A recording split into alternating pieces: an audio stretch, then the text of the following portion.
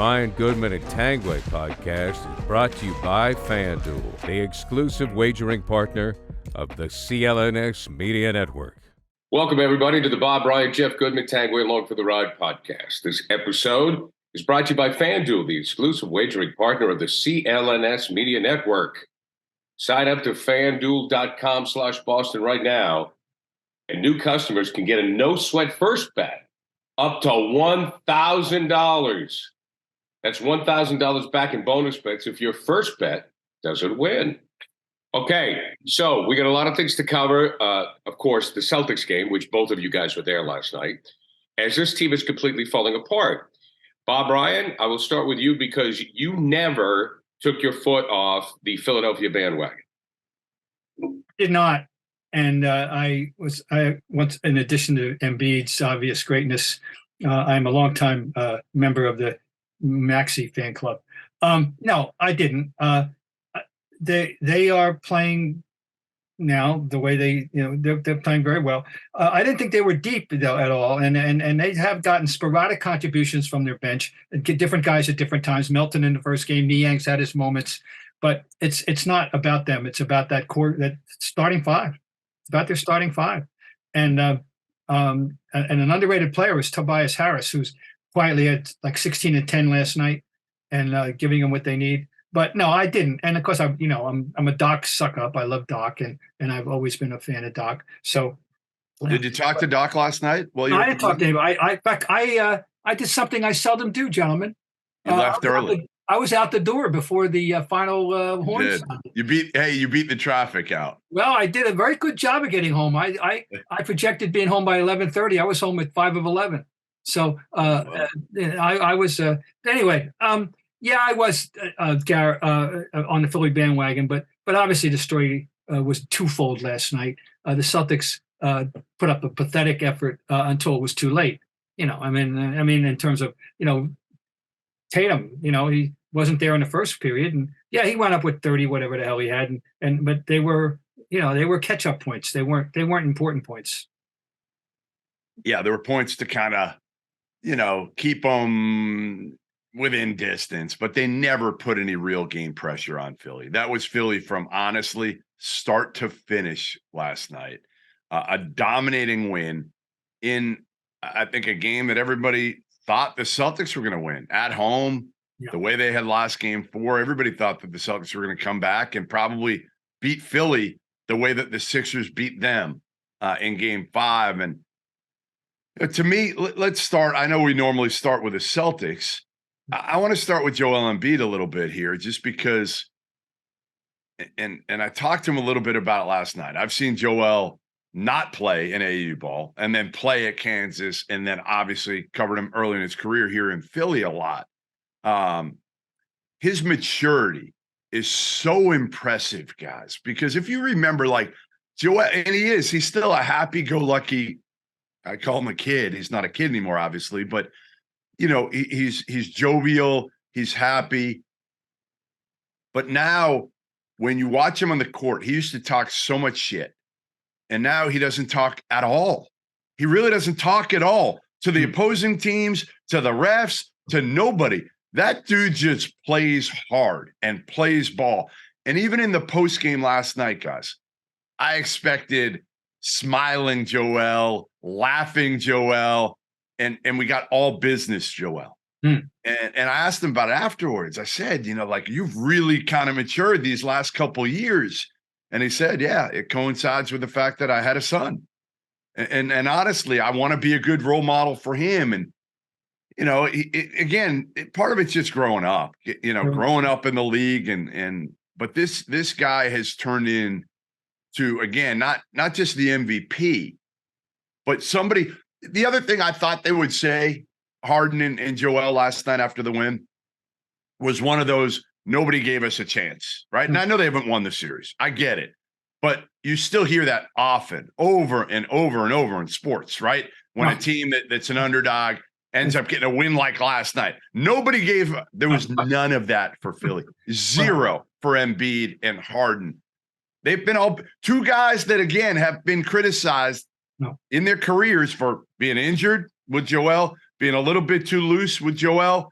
and Harden just being Harden, being out there and being done and finished. And man, they've been great. And Maxey, your guy, joined them last night. There is no question that Harden has got a negative reputation for his playoff performances, and that he's acutely aware of it.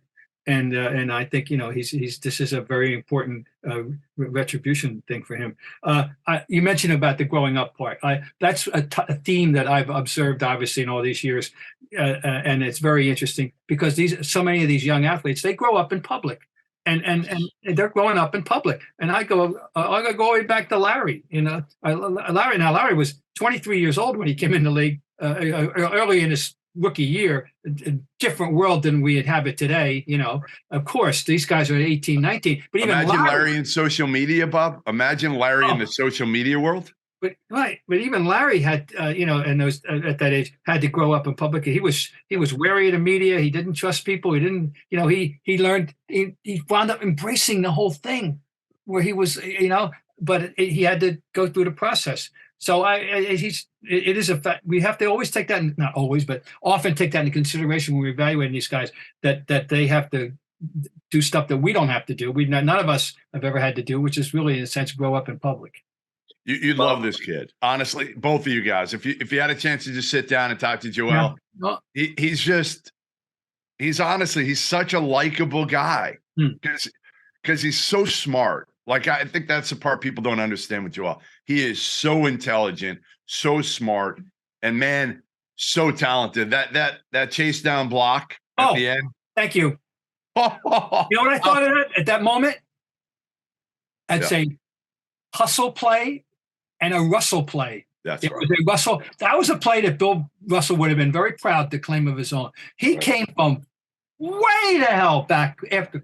Isn't he the one that lost the ball to start with? Yes. That makes it doubly, and it's not like it was an important part of the game. It wasn't, if he doesn't get up and go chase him, no big deal. Right, they're up 13 anyway at that point. It wasn't like it was right. It's 2-point game. Right. And that is a signature moment, and that tells us who this guy is now and where he is at this point in his career. He's hurt. I'm glad you brought it up, Bob. He's not 100%. Or anything close. Somebody asked him last night in the post game, and he didn't make any excuses or anything, but you could tell he's saying to himself, like, yeah, I got to take care of myself between game 4 and 5 because I don't know how my knee's going to react to this. I don't know if it's going to blow up. He's got some brace underneath that wrap, right? Yes. Yeah. Well, one of the things that I could say, and this is complete hindsight, and I think that this is a problem that Boston had with the Bruins and also has had with the Celtics, is we started anointing people before they won anything.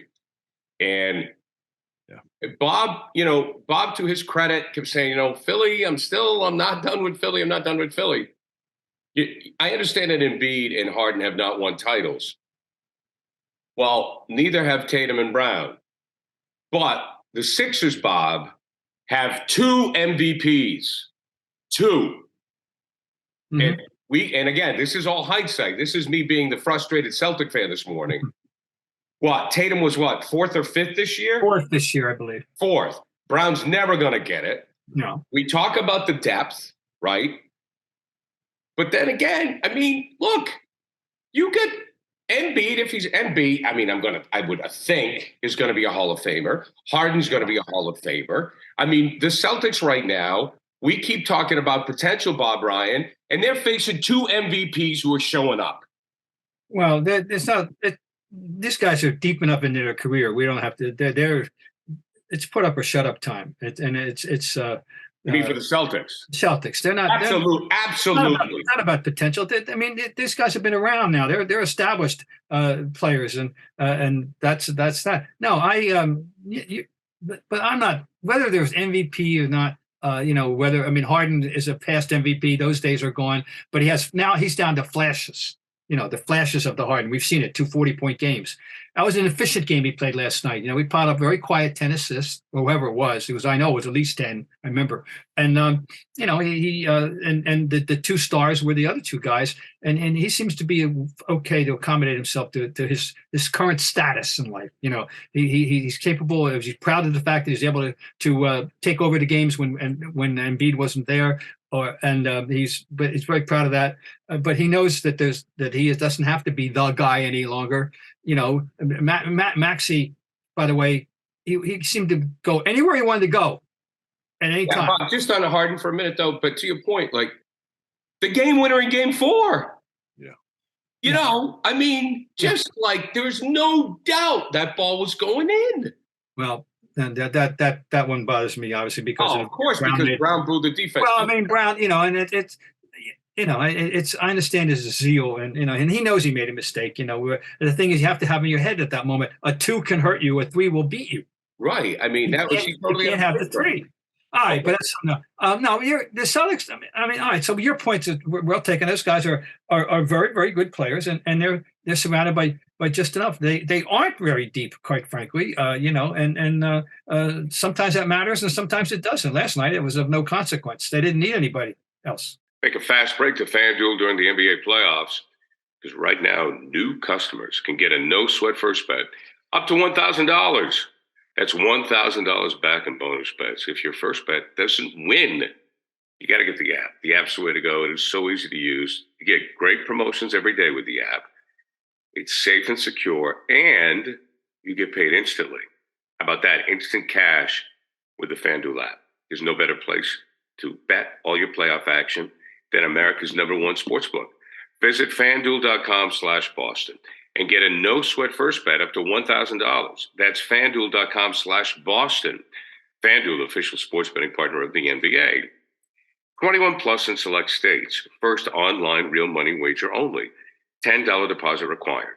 Refund issue is non-withdrawable bonus bets that expire in 14 days. Restrictions apply. See full terms at FanDuel.com/sportsbook. FanDuel is offering online sports wagering in Kansas under an agreement with Kansas Star Casino, LLC. Gambling problem? Call 1-800-GAMBLER or visit FanDuel.com/RG. Colorado, Iowa, Michigan, New Jersey, Ohio, Pennsylvania, Illinois, Tennessee, and Virginia. 1-800-NEXT-STEP or text NEXT STEP to 53342 in Arizona.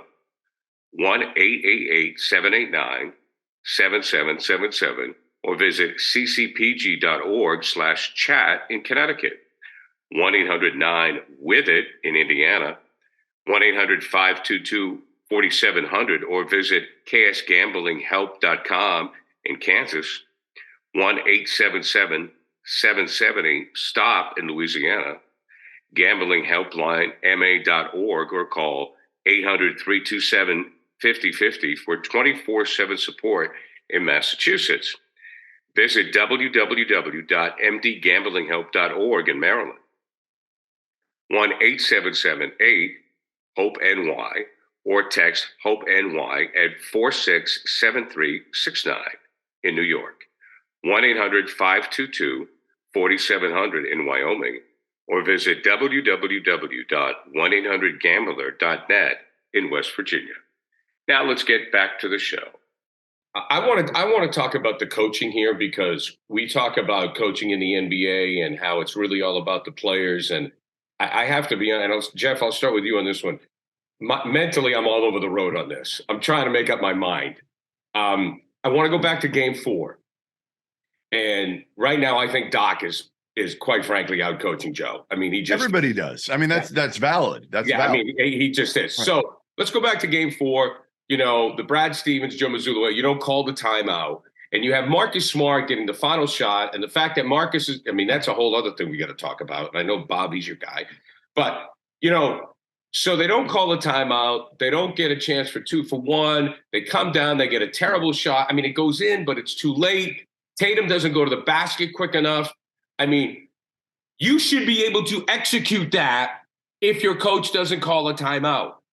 I mean, what's going on with the coach here and these players? Yeah, I mean, listen, the bottom line is you got to go earlier. Whether you call a timeout or not, I don't even care as much. You just got to go earlier so that, first of all, you get a chance for a follow, number one. And if you don't make the shot, you can foul and you're still going to have a chance to get a 3 to tie at worst case scenario. So, I think the question I think you're going to get to at the end of all this, Gary, is should Joe Mazzulla be the head coach of the Boston Celtics?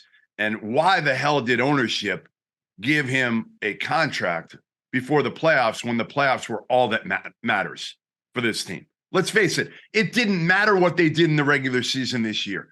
All that matters was how far they got in the postseason.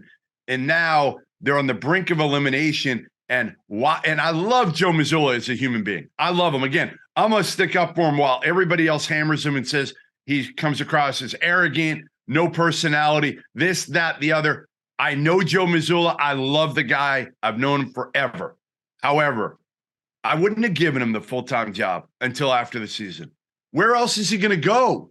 Like, I never understand this with owners, especially owners. Forget athletic directors in college. They're not business people necessarily. The owners are dealing with their own money. They're supposedly really good businessmen. Well, a good, sound business decision is to wait until the end of the year and then negotiate with Joe Mazzulla once you see if he's your guy, what he did in the playoffs with this team. It made no sense. Well, I don't want to go. I understand. I'm with you about 88.5% of the way. A couple of things there. I've all along been a defender of the regular season. That's a philosophical discussion for another day. Believe me, it is. I understand that, but I have strong feelings about the regular season and the way people put it down. Okay, now as far as the result thing, you're 100% correct about the thought process here on management it was a rush to judgment that I wasn't going to say it's backfiring. It doesn't look real good right now. It's not irresolvable. He may fool us yet, but yeah, I don't think it's fool us. I don't think it's fool us, Bob. I think he could mature into I mean, we're comparing him right now. How many years has Doc Rivers been a head coach in the NBA? Over 20. Right. So we're comparing a guy with no postseason head coaching experience who was thrust into this role that he didn't ask for. He didn't ask for this. No, you're right. That's fair. That's fair. He was given this. And the person that gave it to him was Brad Stevens. So if we're going to blame somebody for this, it might be Brad Stevens. Because hang on, Jeff. I got to push back. What about Tatum? I mean, like they did this to placate Tatum. Oh, no question. Tatum wanted Joe Mazzulla, absolutely. Yeah, I mean, and that's what you do. And the players deserve a lot of accountability for this. Because, yes, if you're Joe Mazzulla, the key is, to me, how do you get this bunch of cool dudes? Because that's what they are. Cool, no emotion, most of them, right? I mean, how many of the guys on this team show actual emotion, real emotion during the game? Smart. One? Marcus. Grant Williams? Two? Smart. If he plays? Yeah. Right? One, maybe two. But one of your key guys, and I don't know how much everybody respects Marcus Smart's like leadership emotion. They respect how hard he goes, but from a leadership standpoint. So, Joe Mazzulla, you got a hard task to try to get these guys to play with fire, with intensity. That's what this team needs desperately. I've said it over and over. I watched PJ Tucker on the other team, and I'm like, man, they could use him. They could use that. They could use PJ Tucker going at Joel Embiid in game 4 at the end, getting in his face and yelling at Joel.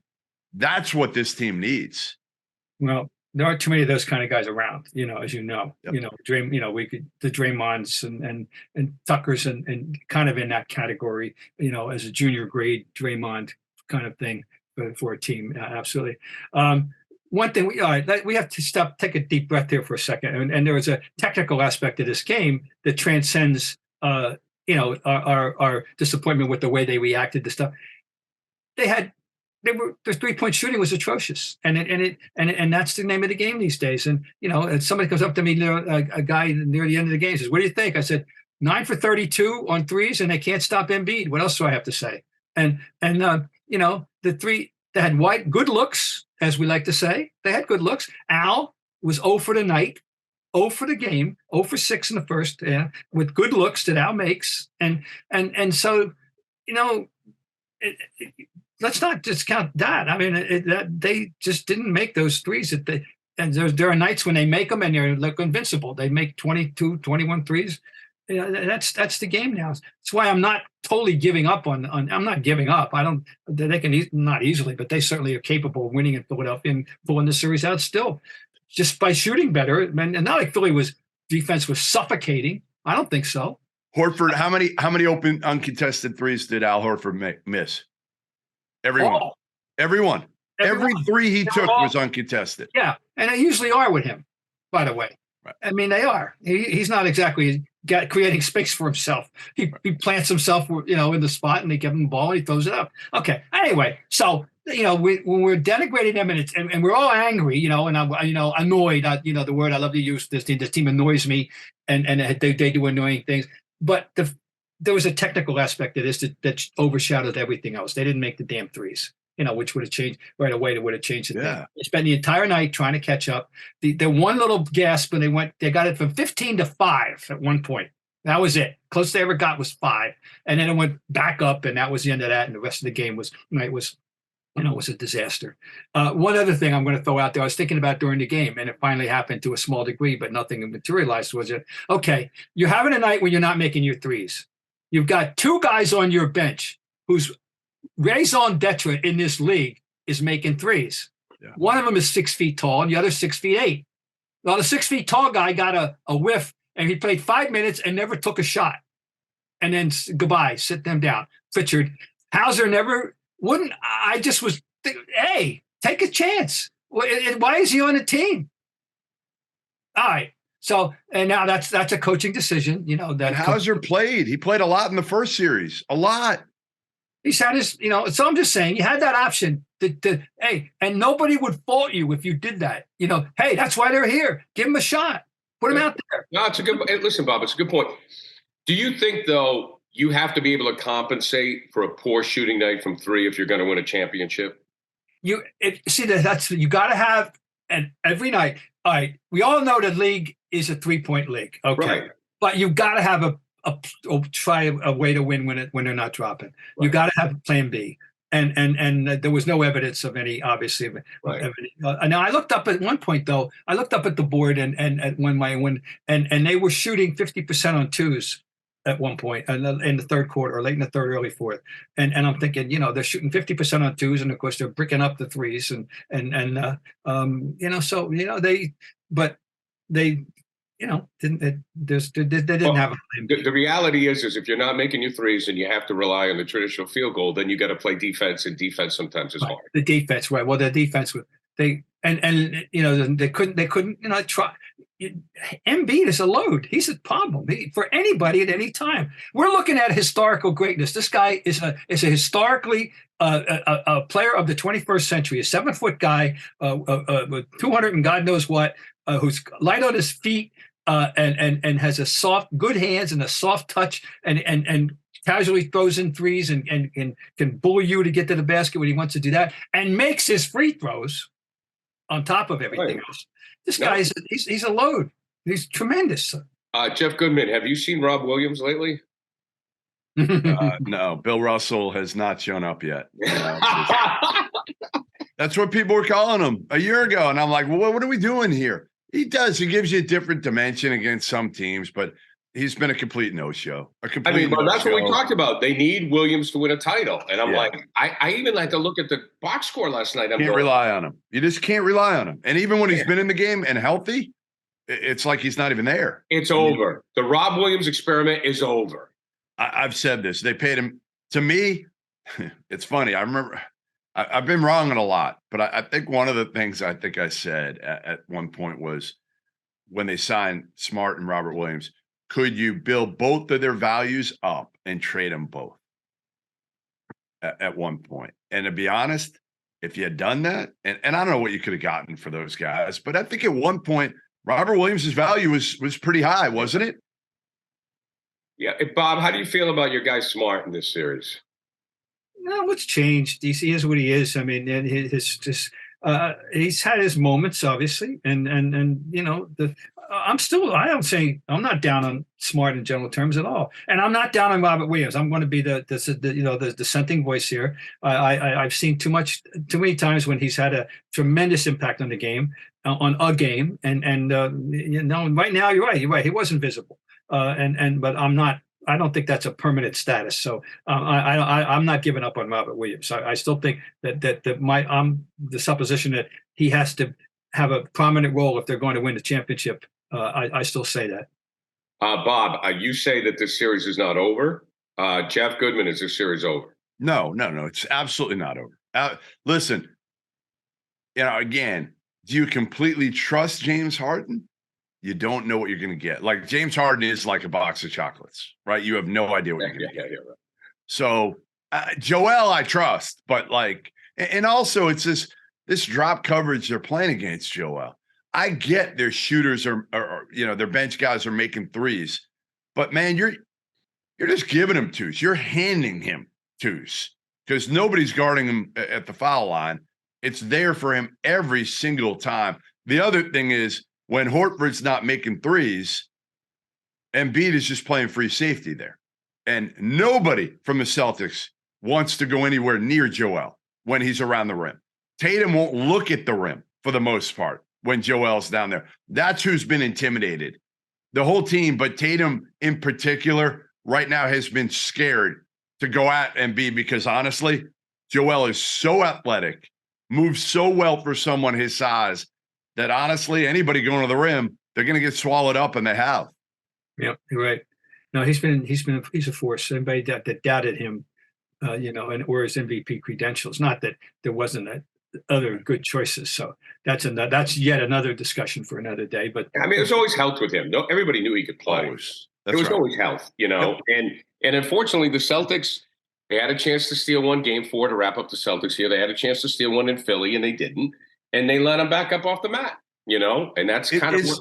Hey, Bob, is Embiid the most talented big man you've ever seen play this game? And that I think that yes, the answer is in terms of the ability to face up and casually shoot threes and do it. I mean, it's all around ability as a big man. He can play the low post game. He can hurt you there and once again, that extra added attraction is that this isn't any Shaq deal. This guy makes his threes. I mean, his free throws. Don't foul him, and that's another additional problem. Sometimes with guys you can get away with that, but you can't get away with that with him. No, he's I said it last night. So I said he's historically great. This is a guy doing things at a level with that body that we have not seen at this level before. All right, guys, we move on right now as we wrap up the Celts. Should we fear the Heat, Bob Ryan? Yes, I think so. That they get it. Jimmy Butler, everybody's fastening on that, but you can't deny the guy. The guy has this ability to in the playoffs. He's playing at an extraordinarily high level. Now, the thing about them that's interesting that they keep playing this way is that Tyler Hero was a very important piece to that puzzle, and they do not have him. And it's not like anybody's filled the void. Actually, we thought our friend Duncan Robinson, was there is an opportunity, and he may yet come out and hit 6 threes some night in a game for them in a playoff game. But and the thing is, you talk about Hall of Fame people that you're confronting. Eric Spoelstra, has got that aura now. He is a great coach, and so I would respect. Yeah, they're going to beat the Knicks. They're tougher, frankly. They're tougher. They're going to beat the Knicks, and then they're going to be there. We're waiting for whoever emerges from Boston, Philly, and it's not going to be easy. We had a good Gary. I won't go into all the specifics. Bob can say what he wants. We had a good conversation prior to the game last night with ESPN's Brian Windhorst, who I still think is the best, elite analyst, NBA analyst. Just knows so much and doesn't kiss everybody's ass. Says it the way it is. I love Wendy. He's the best. And part of it was talking about Jimmy Butler and how he can wear on guys. Yeah. He made during the regular season. Yeah, he made a great point about the difference between how he conducts himself in the regular season and then when you get to the playoffs, it's a whole different matter. Let him go. They just appreciate him then. They kind of wipe the slate clean of all the Jimmy Butler nonsense and what he's done in the regular season and say, all right, you know what? Let's bring in playoff Jimmy. We're good with everything and let's go. And he does he's had that chip in his shoulder his whole life, coming out of junior college and the way he was raised. Obviously, he's elite when it comes to the postseason. But I think it's as much as about Jimmy as it is that I just don't trust anybody not named Jalen Brunson for the Knicks. Like, I don't. They're just not guys that I think have that shit to them. That, Jalen Brunson, I tweeted the other day, and this is good homework for you, Bob. I don't know if you saw my tweet. How many point guards you would take today in the NBA over Jalen Brunson? Yeah, Jalen Brunson. I'll sleep on that one. I mean, I'll think about that one. As you know, my stance when they signed him was, I have coveted this guy, but only as a third guard, only as a useful adjunct to my, and when they signed him, I said, well, that's great, but come on, they're paying him like he's a star. Yeah. Well, guess what? I was wrong, totally wrong, and he is a star, and he's proving it. He proves it every night. Okay, how do we feel about the Lakers and the Warriors? Jeff, I'll start with you on this. I mean, I was talking to somebody, an NBA guy last night, and he said, I still don't think the Warriors are dead. I still think they can come back and win this series. And, if it were anybody but LeBron on the other side, I would say you're probably right. But, is LeBron really going to lose 3 straight here? And AD, last I checked, they look healthy right now. And their pieces have been pretty good. D'Angelo Russell, we have not talked enough about D'Angelo Russell on this pod this year. And, the fact that D'Angelo Russell, when he was in LA the first time around, he was so young and immature, right? He loved the nightlife in LA, have fun, which you can't blame him, was the top pick. It didn't go well. Then he goes, Minnesota, doesn't go well there either. Now he comes in and, yeah, there's pressure on him, but there's not pressure on him. The pressure is more to fall in line and be a really good third guy behind LeBron and AD, and he's perfect in that role right now. Perfect. Yeah, he is, and not only that, but they're getting nightly benefits from different people. The game one shooter had 19. And then, of course, Walker was tremendous. Reeves is there. They're getting these timely contributions from the auxiliary pieces of the puzzle.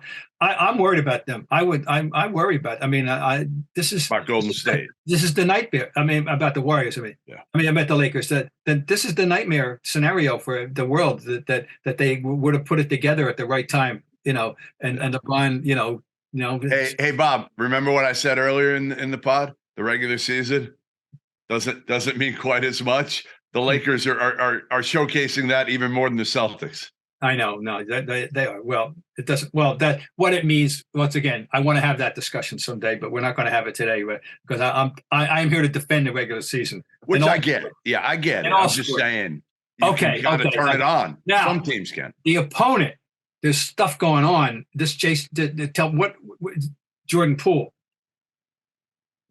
I mean, the dude got punched. He got punched by his teammate earlier this year. I'm not saying it still has this major effect, but do you think all is great with him and Draymond after the dude punched him and it leaked out to everybody and anybody?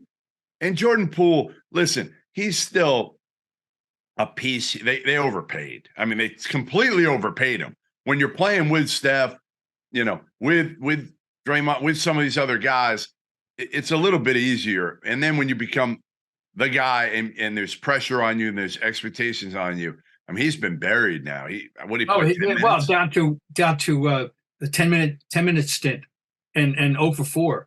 And that's unimaginable. This guy was average 20 points a game. This guy was a 20 points a game guy. And it was a very major piece of their puzzle. So that's what a time of the year for this, I won't say implosion, but this deterioration to be taking place. Now I still aren't giving up on them either, because how can you give up on Thompson and Curry and Wiggins? You can't. So, but it's a fascinating series in that regard. But there's something they're not copacetic right now. The Warriors. It's something's off there, and that's the bad time of the year to have them. That's for sure. Is there any chance that Denver hangs on and beats the Suns now with the Joker there? Well, I'll start with you. I mean, this is going to be open. This is still a great right. series. He got fined, right? Not Yeah. suspended. Right. Fine. That was a strange incident, by the way, but Yeah. for sure, but from start to finish. Yeah, Denver. I've been kidding about Denver, and nobody outside of Denver takes them seriously, and here they are. I think we better take them seriously. They can play this game, and when their pieces are all functioning, they're as good as anybody. They've earned the right to have that number 1 seed.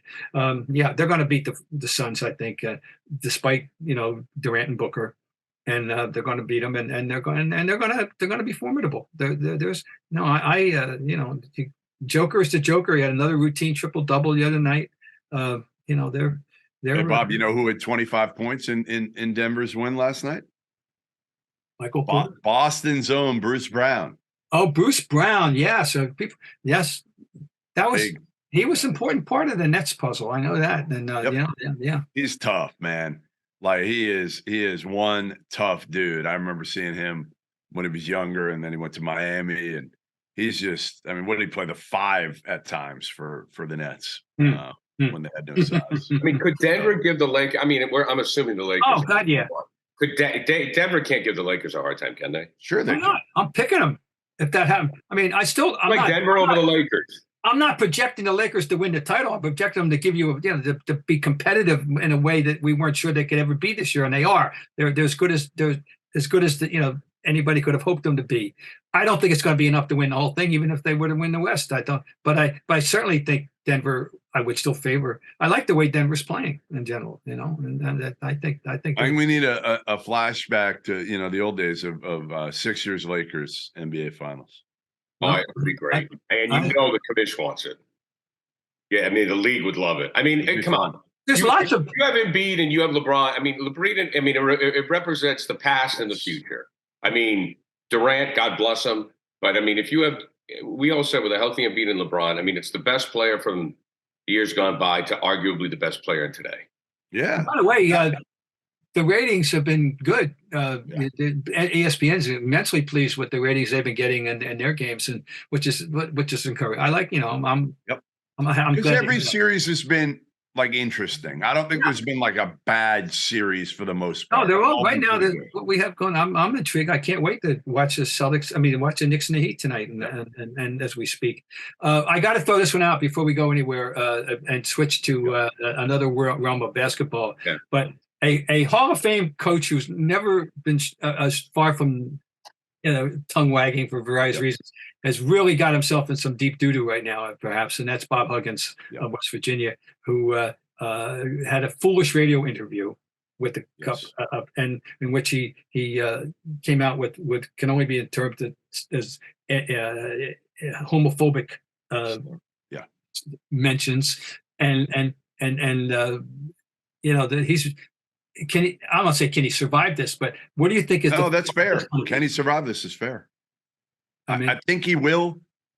I'm hearing, and again, not done yet. They're still obviously talking at the highest levels at West Virginia, but I'm hearing that it sounds like it's headed towards a suspension, and obviously, going to sensitivity classes, things of that nature. Here's what I'll say: is you can't say that word. Obviously, we know that.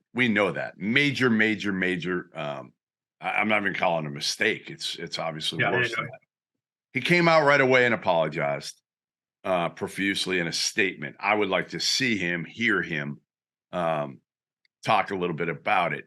And I'm sure that's what the administration at West Virginia has probably wanted to hear from him.